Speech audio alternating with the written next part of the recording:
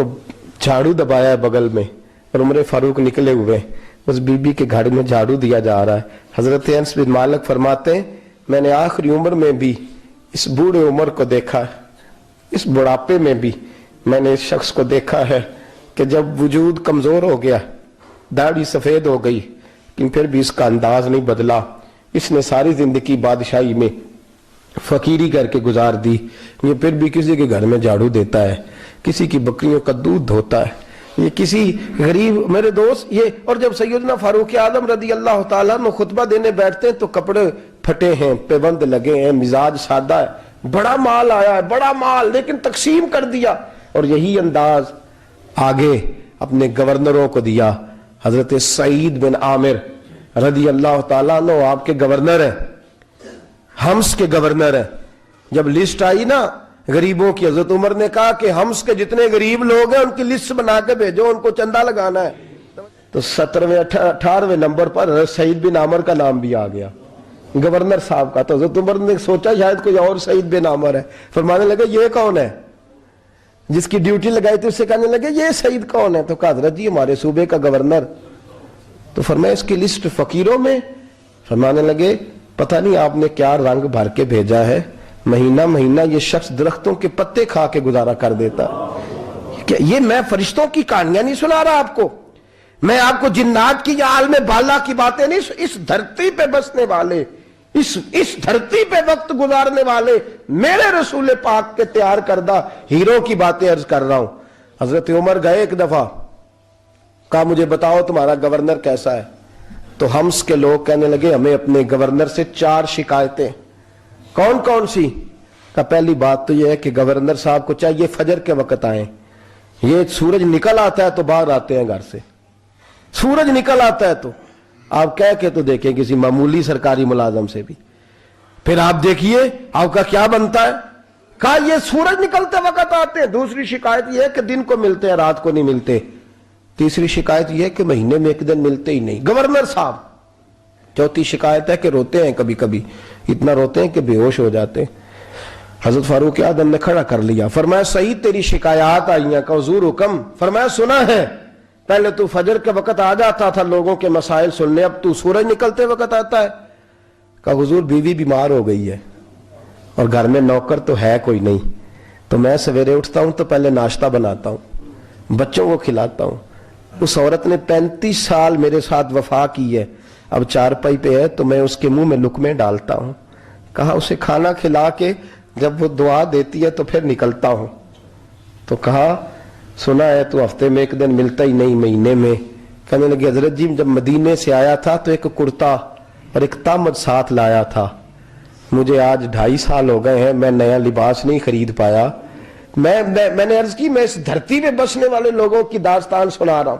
कहा मैं अपनी तामद धोकर खुश्क होने को डाल देता हूं, उसे आधा दिन लग जाता है, खुश्क होती है तो तामद पहन के कमीज धो लेता हूं और फिर कमीज डाल देता हूं। हजरत जी सारा दिन बीत जाता है तो बाहर नहीं आ पाता। हजरत उमर फारूक की गर्दन झुक गई। का सुना है तू रात को मिलता ही नहीं, ये लफ्ज कहे तो हजरत सईद बिन आमिर कहने लगे ये मेरा राज था, आप मेरे अमीर ना होते तो कभी फाश ना करता। दिन मैंने बंदों के लिए रखा है, रात अपने रब के लिए रखी हुई है। मैं रात की तन्हाइयों में अपने करीम की बारगाह में जाता हूं और मैं सारे दिन के गुनाहों की माफी मांगता हूं, मैं अपनी गलतियों की तलाफी का सवाल करता हूं, उसके हुजूर जाता हूं, उसे दुखड़े सुनाता हूं। रात मेरी उसके लिए बीत जाती है। हजरत उमर की और गर्दन झुक गई। फरमाया ये बता कि तू मिलता ही नहीं, कभी कभी तो रोता है और बेहोश हो जाता है। हजरत जी 40 साल की उम्र में कलमा पढ़ा है, जब 40 साल के पिछले गुनाह याद आते हैं तो कब फिर मैं जब्त नहीं कर पाता वो खताएं, वो पाप, वो जुर्म, वो खताएं। जब सोचता हूं ना कि रब खड़ा करके पूछेगा बता ये जुर्म क्यों किया, तो वो एहसास मुझे परेशान कर देता है। हजरत जी मैं फिर बर्दाश्त नहीं कर पाता, फिर मैं तड़प उठता हूं, मेरी ये कोताहियां हैं, बताइए क्या कहते हैं। हजरत फारूक आजम ने गर्दन उठाई तो आंखों में आंसू थे। कहने लगे या अल्लाह मुझे इस जैसे कुछ और गवर्नर भी अता फरमा, या अल्लाह इस जैसे कुछ और गवर्नर भी।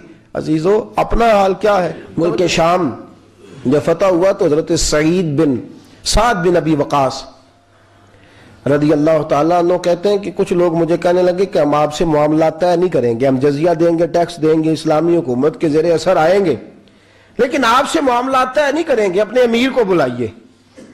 تو حضرت سیدنا سعد بن ابی وقاص کہتے ہیں میں نے خط لکھا، فرماتے خط لکھا حضرت عمر کو، میں نے کہا جناب آئیے۔ جواب میں حضرت عمر نے خط میں جواب لکھا کہ فلان دن فلان تاریخ فلان وقت میں ملک کے شام پہنچ جاؤں گا۔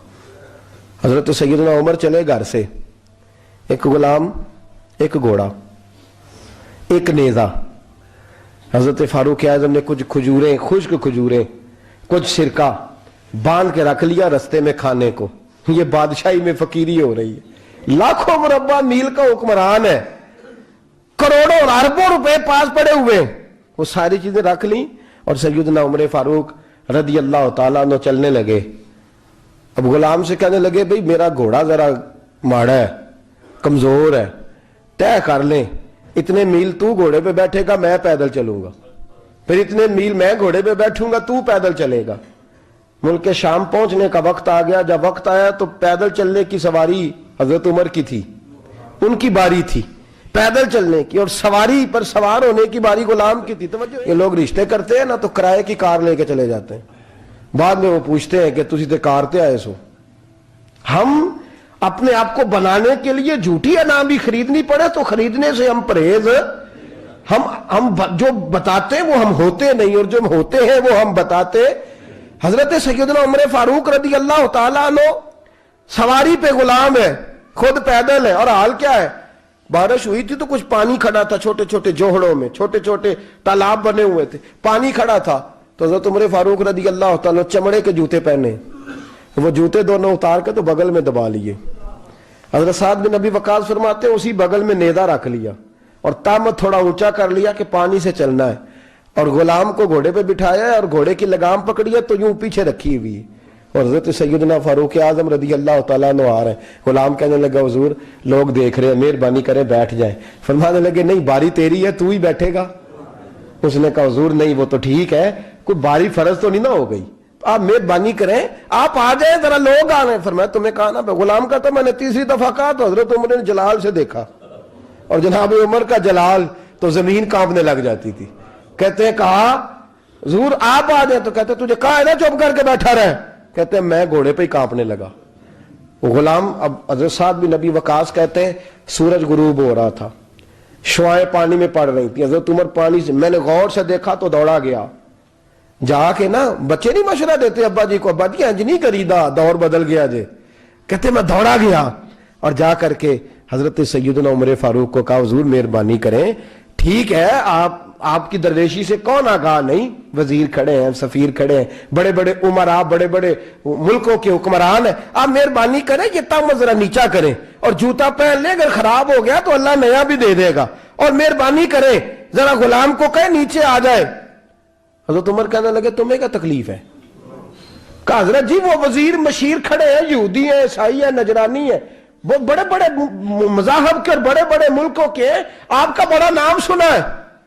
حضرت سیدنا سعد بن ابی وقاص فرماتے ہیں میرے ساتھ اتنا ترش رویہ حضرت عمر کا پہلے کبھی نہیں ہوا۔ کہتے ہیں ماتھے پہ شکن آیا اور کہنے لگے تجھے تیری مار ہوئے، ان 4 لوگوں کے لیے میں اپنے نبی کا طریقہ چھوڑ دوں، ان 4 دنیا داروں کے لیے نبی پاک کا طریقہ چھوڑ دوں۔ فرمانے لگے سر سے پگڑی اتاری حضرت عمر نے جلال میں، فرمانے لگے میرے سر پہ جو بال ہے نا یہ مجھے کسی دنیا دار نے نہیں دیے، یہ ساری عزتیں مجھے آمنہ کے لال نے عطا فرمائی ہے، اور میں ان محبوب کا طریقہ ان 4 لوگوں کی خاطر چھوڑ دوں۔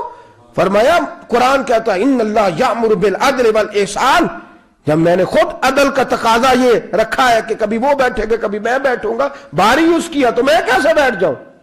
حضرت سعد بن ابی وقاص فرماتے ہیں اسی درویشی میں سلام اس پر کہ جس نے بادشاہی میں فقیری کی، کہتے ہیں اسی درویشی میں حضرت عمر پہنچے تو جو پہلے ڈرا کرتے تھے جب حضرت عمر آئے تو انہیں کامتے بھی دیکھا، روب اور بڑھ گیا، ان کے دلوں کے اندر حضرت عمر کا دبدبا اور بڑھ گیا، اور میرے کانوں میں کہنے لگے سعد پہلے سنا تھا لیکن دنیا سچی کہتی ہے جو حال محمد اور محمد کے غلاموں کا ہے صلی اللہ علیہ، وہ دنیا میں دوسرا کوئی حاصل کر سکتا آج ہمارے پروٹوکول، ہمارے دبدبے، ہماری انا پرستیاں، ہمارے دعوے، ہمارے طریقے خدا را اپنی زندگی میں تبدیلی لائیں. درویشی، سادگی، بے تکلفی، یہ زندگی حسین ہوتی ہے. اگر اللہ آپ کو بہت زیادہ مال و دولت دیتا ہے تو جتنا وہ مولانا رومی کہتے ہیں جتنا ٹہنی پہ پھل زیادہ لگتا ہے نا